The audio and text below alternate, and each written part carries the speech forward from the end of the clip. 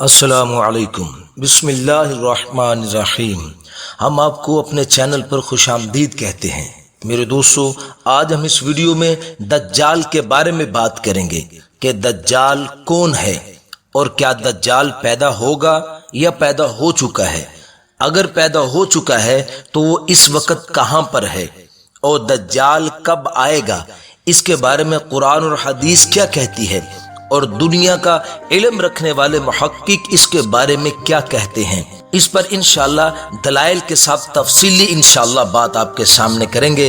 میرے دوستو، اگر آپ ہمارے چینل پر نئے ہیں تو ہمارے چینل کو سبسکرائب کر دیں اور بیل نوٹیفیکیشن پر کلک کر دیں تاکہ ہر آنے والی نئی معلوماتی ویڈیو بر وقت آپ کو مل سکے۔ میرے دوستو، حضور صلی اللہ علیہ وسلم نے فرمایا کہ جب سے دنیا بنی ہے اس وقت سے لے کر اور دنیا کے ختم ہونے تک دجال سے بڑا فتنہ کوئی نہیں ہے۔ تمام نبی اپنی اپنی امت کو دجال کے فتنے سے ڈراتے رہے ہیں۔ حضور صلی اللہ علیہ وسلم نے فرمایا، دجال سب سے پہلے نبوت کا دعویٰ کرے گا۔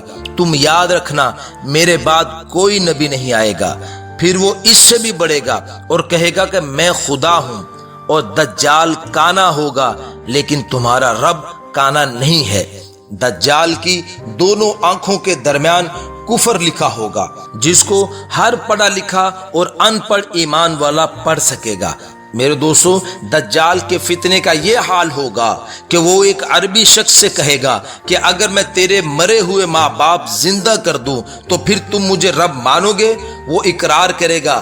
اتنے میں دو شیطان اس کی ماں اور باپ کی شکل میں ظاہر ہوں گے اور اسے کہیں گے، بیٹا یہی تیرا رب ہے، تو اسے مان لے۔ اور میرے دوستو، دجال ایک شخص کو آرے سے چیر کر دوبارہ زندہ بھی کر دے گا۔ میرے دوستو، اب بات کرتے ہیں کہ کیا دجال پیدا ہوگا یا پیدا ہو چکا ہے۔ تو میں بتانا چاہتا ہوں کہ دجال پیدا ہو چکا ہے۔ اس کی پیدائش اور اس کے والدین کے لیے الگ ویڈیو چاہیے۔ میں صرف اتنا بتانا چاہتا ہوں کہ دجال حضرت آدم علیہ السلام اور حضرت نوح علیہ السلام کے درمیانی وقت کے اندر پیدا ہوا تھا، اور دجال اس وقت کہاں ہے اس کے بارے میں تفصیل سے اور دلیل کے ساتھ آپ کو بتاؤں گا انشاءاللہ۔ میرے دوستو، اس وقت دجال سمندر میں ہے۔ اس کی دلیل سنیں۔ ایک حدیث میں ہے، حضرت تمیم داری رضی اللہ تعالیٰ عنہ نے بیان کیا ہے، وہ فرماتے ہیں کہ میں سمندر میں جا رہا تھا اور میرے ساتھ لخم اور جزام قبیلہ کے 30 آدمی بھی ساتھ تھے۔ ہم لوگ بحری جہاز میں سفر کر رہے تھے تو ایک دم سمندر میں طوفان آیا اور سمندری لہریں 1 مہینہ تک ہمیں ادھر ادھر دھکیلتی رہیں، یہاں تک کہ ہم ایک جزیرہ میں پہنچ گئے۔ اس وقت سورج غروب ہو رہا تھا۔ ہم ایک چھوٹی کشتی میں بیٹھ کر جزیرے میں داخل ہوئے۔ جب ہم جزیرے میں داخل ہوئے تو ہمیں ایک جانور ملا جس کے جسم پر بہت سے بال تھے۔ بالوں کی کثرت کی وجہ سے ہمیں اس کے آگے پیچھے کا پتہ نہیں چل رہا تھا۔ ہم نے کہا، تیرا ناس ہو، تو کیا چیز ہے؟ اس بالوں والے جانور نے کہا، میں جساسہ ہوں۔ ہم نے پوچھا، جساسہ کیا چیز ہے؟ اس نے کہا، تم اس گھر میں اس آدمی کے پاس جاؤ، وہ تمہاری خبریں سننے کا بڑی بے صبری سے انتظار کر رہا ہے۔ پھر ہم تیزی سے چلے اور گھر میں داخل ہوئے۔ وہاں گھر میں ہم نے بھاری بھر قد کاٹ کا ایک آدمی دیکھا جس کے گھٹنوں سے ٹخنوں تک لوہے کی ایک زنجیر بندھی ہوئی تھی اور اس کے ہاتھ گردن کے ساتھ بندھے ہوئے تھے۔ ہم نے پوچھا، تیرا ناس ہو، تو کیا چیز ہے؟ اس نے کہا، میرا پتہ تمہیں جلد چل جائے گا۔ اور وہ پوچھنے لگا کہ تم کون ہو؟ ہم نے کہا، ہم عرب سے ہیں۔ پھر ہم نے سارے سفر اور طوفان اور جساسہ کے بارے میں بتایا کہ اس نے ہمیں تیری طرف آنے کا کہا ہے۔ تو میرے دوستو، اس بندے ہوئے شخص نے کہا، مجھے بتاؤ کہ بہسان کے نخلستان یعنی باغ کے بارے میں بتاؤ۔ ہم نے کہا، اس کے بارے میں کون سی چیز پوچھنا چاہتے ہو؟ اس نے کہا، میں جاننا چاہتا ہوں کہ اس باغ کے درختوں پر پھل آتے ہیں یا نہیں آتے۔ ہم نے کہا، پھل آتے ہیں۔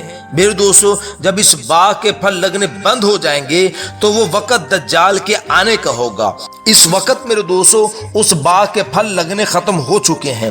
پھر میرے دوستو، اس نے کہا، مجھے تبریہ کی جھیل کے بارے میں بتاؤ۔ ہم نے پوچھا، اس کے بارے میں کیا پوچھنا چاہتے ہو؟ اس نے کہا، اس میں پانی موجود ہے؟ ہم نے کہا اس میں بہت پانی ہے۔ وہ بولا اس کا پانی بہت جلد ختم ہو جائے گا۔ میرے دوستو، اس کا پانی بھی ختم ہو رہا ہے۔ پھر اس نے کہا مجھے زغر کے چشمے کے بارے میں بتاؤ۔ ہم نے کہا اس کے بارے میں کون سی بات پوچھنا چاہتے ہو؟ اس نے کہا کیا اس میں پانی ہے؟ لوگ اس کو استعمال کرتے ہیں؟ ہم نے کہا ہاں اس میں بہت پانی ہے اور لوگ اسے کھیتوں کو سیراب کرتے ہیں۔ زغر میرے دوستو حضرت لوط علیہ السلام کی بیٹی کا نام تھا۔ حضرت لوط علیہ السلام کی بیٹی کا انتقال ہوا تو اس کو اس چشمہ کے قریب ہی دفن کیا گیا، جس کی وجہ سے اس چشمہ کا زغر نام رکھ دیا گیا۔ میرے دوستو، اس چشمہ کا پانی بھی خشک ہو رہا ہے۔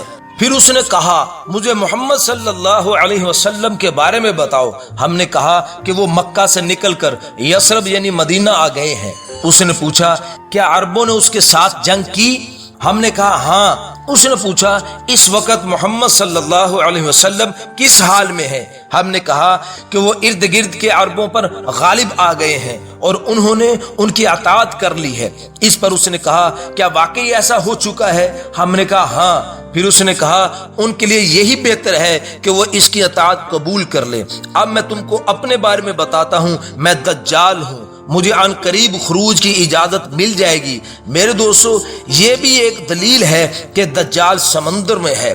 یہاں ایک بات ذہن میں آ سکتی ہے کہ دجال تو جزیرے میں ہے، سمندر میں نہیں۔ اس کے بارے میں ایک بہت بڑے محقق نے لکھا ہے کہ دجال بحر الکاہل کے ان بے آباد ویران جزائر میں تھا، لیکن حضور صلی اللہ علیہ وسلم کے وصال تک تو وہ بیڑیوں میں جکڑا ہوا تھا، مگر ختم المرسلین صلی اللہ علیہ وسلم کے وصال کے بعد اس کی بیڑیاں ٹوٹ گئیں اور وہ آزاد ہو گیا، مگر اس کو ابھی خروج کی اجازت نہیں ملی۔ میرے دوستو، دوسری دلیل کہ دجال سمندر میں ہے، حضور صلی اللہ علیہ وسلم نے فرمایا کہ شیطان اپنا تخت سمندر پر لگاتا ہے۔ یہ بھی دلیل ہے کہ دجال سمندر میں ہے۔ ایک اور دلیل دجال کے سمندر میں ہونے کی، حضور صلی اللہ علیہ وسلم نے فرمایا کہ دجال نہ تو شام کے سمندر میں ہے اور نہ ہی یمن کے سمندر میں ہے، بلکہ وہ مشرق میں ہے، اور حضور صلی اللہ علیہ وسلم نے مشرق کی طرف ہاتھ سے اشارہ فرمایا۔ اب اگر میرے دوستو جزیرہ عرب سے مشرق کی طرف دیکھیں تو دو ہی جگہ ایسی ہیں جن کو غیر مسلم شیطانی سمندر، شیطانی جزیرہ یا جہنم کا دروازہ مانتے ہیں، اور ان دونوں سمندروں کا آخری سرا امریکہ سے جا ملتا ہے۔ اس حدیث میں بھی حضور صلی اللہ علیہ وسلم نے سمندر کا ذکر فرمایا ہے، تو یہ بھی اس طرف اشارہ ہے کہ دجال سمندر میں ہے۔ اب یہاں ایک بات اور ذہن میں آتی ہے کہ اگر دجال سمندر میں ہے تو پھر وہ سمندر کس جگہ پر ہے؟ میرے دوستو، 1945 میں 5 جہاز فلوریڈا سے اڑے اور وہ سمندر کے اوپر ایسے حصے پر پہنچے، وہاں جا کر 5 ہی جہاز گم ہو گئے۔ میرے دوستو، وہ سمندر کی اس جگہ پر پہنچے جس کو برمودا ٹرائی اینگل کہتے ہیں۔ 1945 میں یہ جگہ منظر عام پر آئی، پھر یہاں پر کئی بحری جہاز اور ہوائی جہاز گم ہونے لگے، اور اس برمودا ٹرائی اینگل میں ایسے جہاز بھی دیکھے گئے جو کئی سال پہلے غائب ہوئے تھے۔ اس جگہ پر کوئی دنیاوی طاقت کا اثر نہیں ہوتا، اس کے اندر ایسی مقناطیسی قوت اور برقی لہریں ہیں جو بڑے بڑے جہازوں کو توڑ موڑ کر رکھ دیتی ہیں۔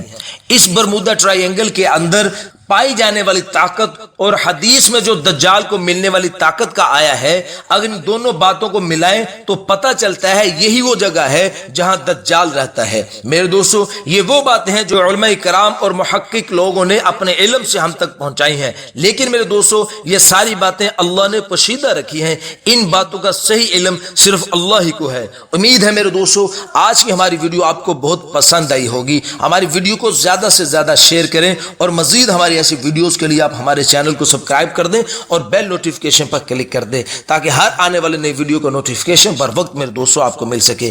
تو اپنا بہت سا خیال رکھیے گا، دعاؤں میں یاد رکھیے گا۔ ملتے ہیں انشاءاللہ اگلی ویڈیو میں۔ السلام علیکم ورحمۃ اللہ وبرکاتہ۔